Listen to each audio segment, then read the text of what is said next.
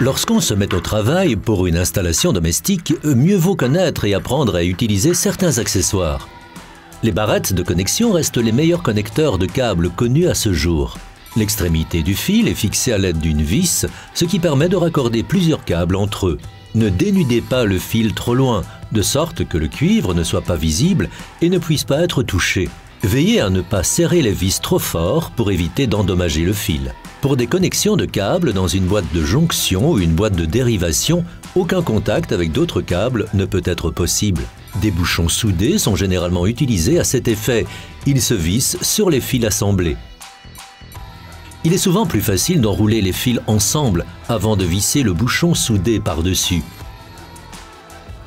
Depuis quelques années, des bornes de raccordement rapide sont aussi disponibles sur le marché.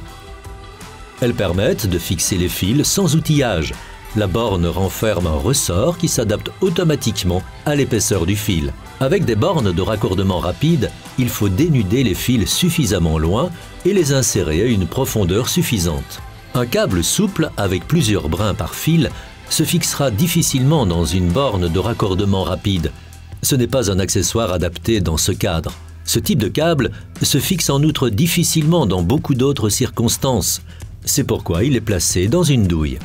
La douille est fixée avec une pince à sertir. Lorsque la gaine d'un câble est endommagée ou lorsque les fils d'un câble sont accouplés au moyen d'un raccord soudé, la gaine peut être remplacée par une gaine thermorétractable. Le matériau dans lequel est fabriquée la gaine thermorétractable rétrécit sous l'effet de la chaleur.